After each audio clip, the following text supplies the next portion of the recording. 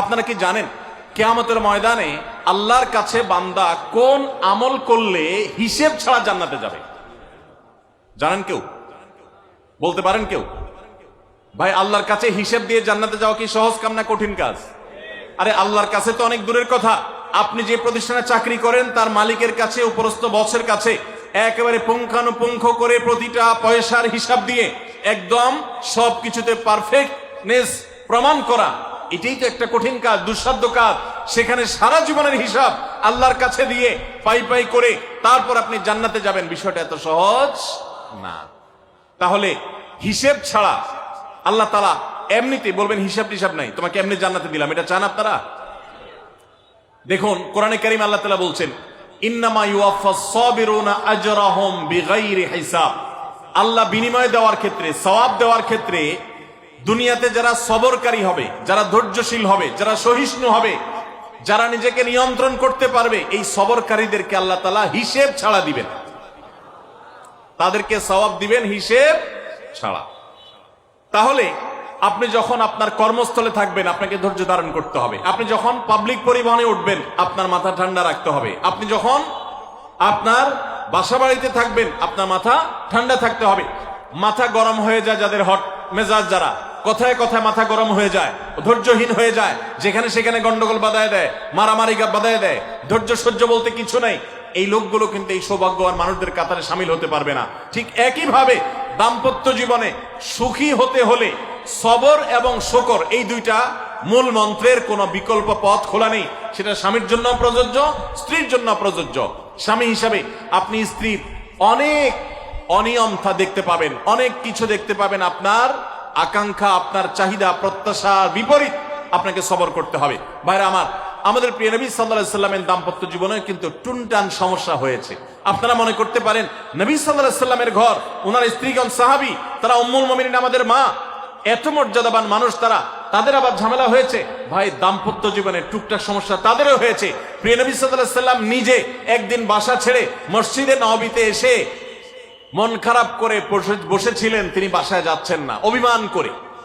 ওমর রাদিয়াল্লাহু তাআলা আনহু বিষয়টা বুঝতে পেরে, তার মেয়ে যেহেতু নবী সাল্লাল্লাহু আলাইহি সাল্লামের স্ত্রী, তিনি সেখানে গিয়ে ভেতরে প্রবেশ করে তার সাথে কথা বলে তথ্য উদ্ঘাটন করে সেটা মিটমাট করার ব্যবস্থা করেছেন।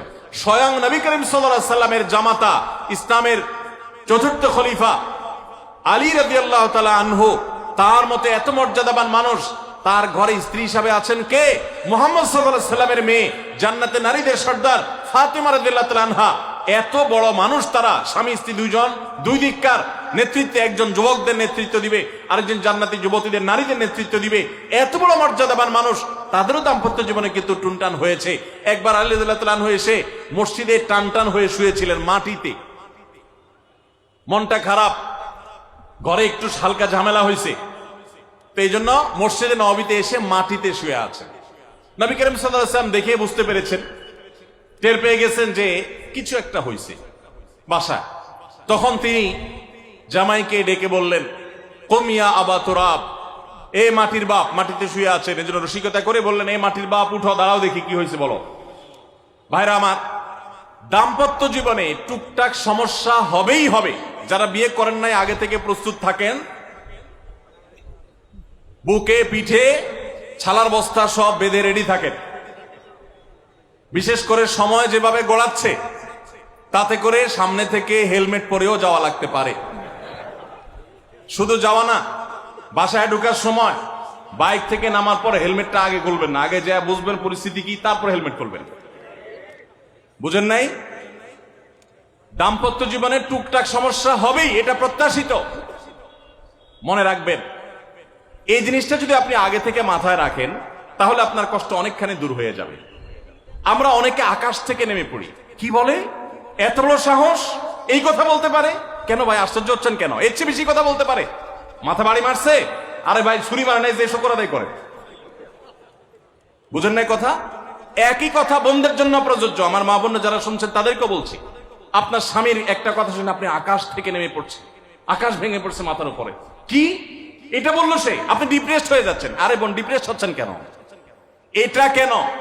আরো শক্ত কথা আপনাকে বলতে পারে, এটা আপনি মাথায় রাখেন, কারণ দিন শেষে তিনি মানুষ, তার ভুল হতে পারে, একটা সময় তিনি তার ভুল বুঝতে পারেন। দাম্পত্য জীবনে যদি স্বামী স্ত্রী উভয়ে যদি ধৈর্যশীল না হয়, সবরকারী না হয়, হুটহাট রিয়াকশন করে ফেলে, কখনো দাম্পত্য জীবনে সুখী হওয়া সম্ভব নয়। মনে রাখতে হবে, একসাথে থাকতে গেলে, দুইটা পাতিল একসাথে থাকতে গেলে টুনটান লাগে না, বাধে হয় না?